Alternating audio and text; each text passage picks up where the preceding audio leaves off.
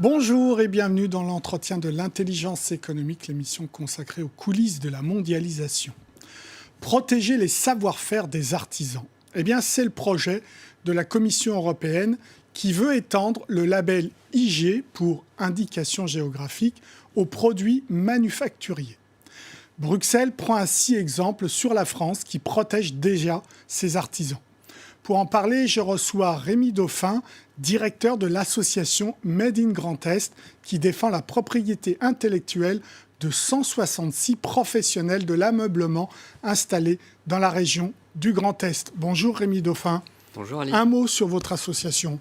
Alors Made in Grand Est, c'est un groupement d'entreprises qui rassemble 166 entreprises, comme vous l'avez dit. Et on a 3 missions. On a une mission de représentation de ces entreprises-là auprès des autorités publiques. Une deuxième, on accompagne le développement économique de ces entreprises, donc sur beaucoup de domaines, donc la RH, le juridique, l'environnemental, voilà, tout ça. Et troisième domaine, c'est la promotion des métiers, des savoir-faire. Et donc c'est là, dans ce domaine-là, qu'on trouve l'indication géographique. Alors c'est quoi une indication géographique ? Alors une indication géographique, c'est un label d'État qui garantit un lien entre un produit et son territoire. Donc c'est un label national pour l'instant ? C'est que Tout français ? à fait. Pour le moment, c'est national. Ça existe déjà au niveau européen pour les produits alimentaires, mais pour les produits manufacturiers, ça n'existe qu'au niveau national. Comment on le décroche ? En prouvant que son produit vient bien de la région, c'est ça ? Oui, tout à fait.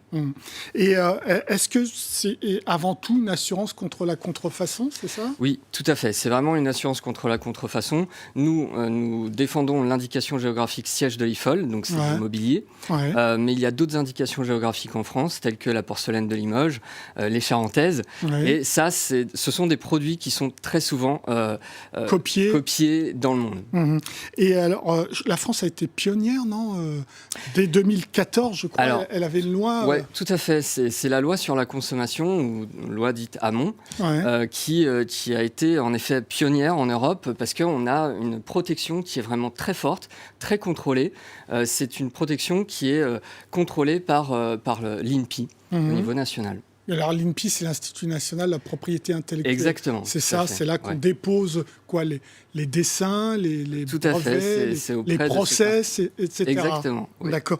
Pourquoi vous avez décidé, dans le Grand Est, de faire cette action auprès des entreprises ? Alors pour nous, c'est très simple. L'objectif, c'était pas de lutter contre la contrefaçon parce que nos produits sont assez peu connus. L'idée pour nous, c'était de faire connaître un savoir-faire, de le défendre sur notre territoire, mais aussi au-delà des frontières de la France, et également de permettre de valoriser auprès du grand public une histoire, un patrimoine qui est lié à un territoire. Donc, vous le disiez, le premier à avoir décroché le label IG, indication géographique, dans l'artisanat, c'est les sièges de l'IFOL. C'est quoi, là ? Tout à fait. Alors, le siège de l'IFOL, c'est un savoir-faire qui remonte au Moyen-Âge, qui se trouve dans le Grand Est. À côté de votre région spécifique. Tout à fait, vraiment très spécifique. C'est un savoir-faire qui est répandu sur à peu près 50 km² et qui remonte au Moyen-Âge. C'était une terre qui faisait l'objet de beaucoup de conflits entre le duché de Lorraine et le duché de Bourgogne. Et donc, vous aviez des châteaux, des monastères qui étaient là. Et il y avait une ressource locale qui était le bois de hêtre. Il faut savoir que le hêtre, c'est une des ressources qui est la plus utilisée dans la fabrication de meubles. Et donc, les personnes qui habitaient là se sont mises à fabriquer des meubles pour ces châteaux et ces monastères. Concrètement, donc, ils ont le label depuis 2016. Concrètement, vous avez un bilan, vous avez préservé, gagné des emplois. Qu'est-ce qui se passe ? Alors, on a préservé à peu près 150 emplois sur le secteur. Alors, ça peut paraître petit comme ça, mais c'est très important pour des territoires ruraux. Emploi direct, 150 emploi direct. Indirectement, on peut... Alors, indirectement, il y a derrière des activités de tourisme, il y a des activités de promotion liées au territoire sur les questions de formation. Faut savoir que nous sommes une indication géographique qui compte parmi ces entreprises labellisées un centre de formation. D'accord. Et ça, c'est important pour nous parce que ça permet de pérenniser des savoir-faire qui sont ancestraux, mais qui aussi sont en capacité de s'adapter aux modes et aux évolutions des consommateurs. C'était menacé avant 2016 ? Vraiment? Alors oui, il y a certains métiers qui sont menacés. Ouais. Par exemple, le métier de sculpteur, c'est un métier, sculpteur en meubles, Ouais. c'est un métier qui est un peu en voie de disparition. Ouais. Alors, il y a évidemment d'autres labels en France, vous l'avez dit, il y a la porcelaine de Limoges, les tapisseries d'Aubusson.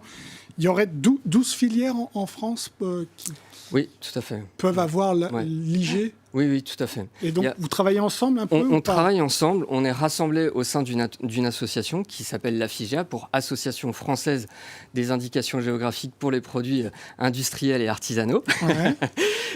Et donc, nous sommes tous regroupés ensemble pour justement faire des partages de connaissances, parce que rédiger un cahier des charges, c'est pas forcément évident pour tout le monde. Il y a des procédures de contrôle, nous sommes contrôlés tous les ans, donc c'est des contrôles qui sont assez lourds, assez techniques, et donc c'est important aussi de pouvoir échanger avec d'autres savoir-faire sur les bonnes pratiques, sur un certain nombre de choses comme ça. Mais également pour faire valoir l'importance de protéger ces savoir-faire à une autre échelle, l'échelle de l'Union européenne, voire au-delà. Qui frappe à votre porte en ce moment? Qui aimerait bien avoir le label IG? Alors, pour ce label-là, il faut être dans un territoire bien précis. Ouais. Donc c'est un périmètre spécifique, je vous le disais tout à l'heure, c'est 50 km² autour de l'Ifol-le-Grand. Ouais. Donc Alors, je parle plus généralement en France. Qui souhaiterait avoir ce label IG? Vous avez par exemple le savon de Marseille, vous avez les poteries d'Alsace qui ont été reconnues. Il est toujours fabriqué à Marseille, le savon de Marseille. Alors justement, c'est tous ces débats. Voilà, il y a exactement une polémique, tout à fait. Les couteaux de l'Aïol, par exemple. Ah oui, ils sont fabriqués dans l'Aveyron, ceux-là. Tout à fait, voilà. Donc ça, c'est des savoir-faire qui sont...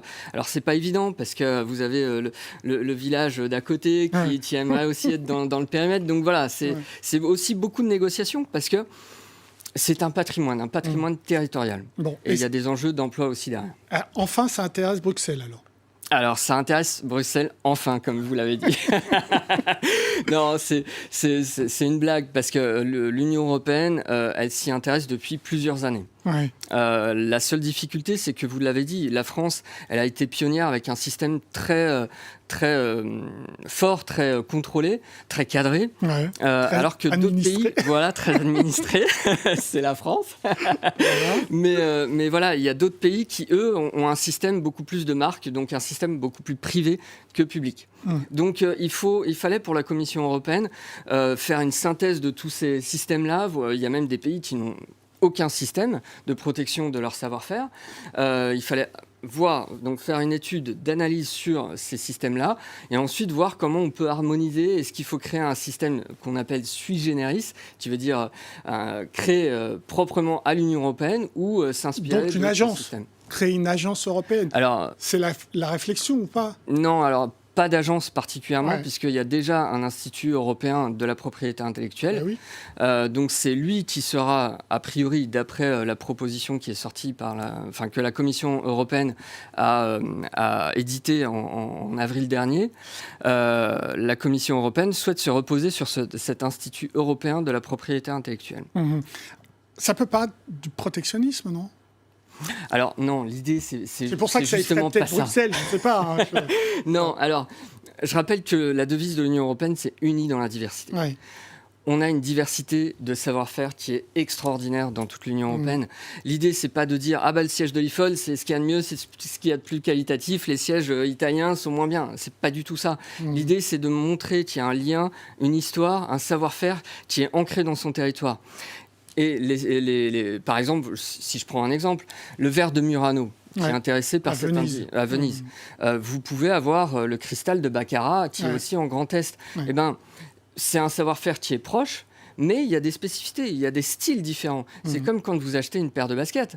Vous achetez une marque particulière. Et ben là, la marque, si je puis dire, c'est le savoir-faire et le territoire. Mais vous savez combien, dans les négociations de traités de libre-échange avec des partenaires, l'Europe a du mal à faire passer cette idée d'AOP, de protection de labels, etc. Donc si on vient ajouter en plus une IG en ce qui concerne les produits manufacturés, ça peut paraître comme de la protection, clairement. Oui, mais c'est la protection du consommateur, parce que c'est une garantie de l'information du consommateur.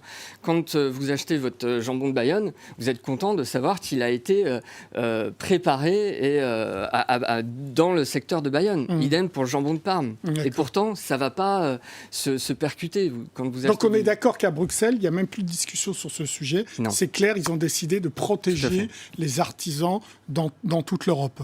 Exactement. France pionnière. Quel autre pays avance aussi là-dessus? Les Italiens peut-être? Alors les Italiens, pas plus tard qu'il y a 3 semaines encore, on était en discussion au travers de cette association globale sur le territoire français, la FIGIA que je citais tout à l'heure.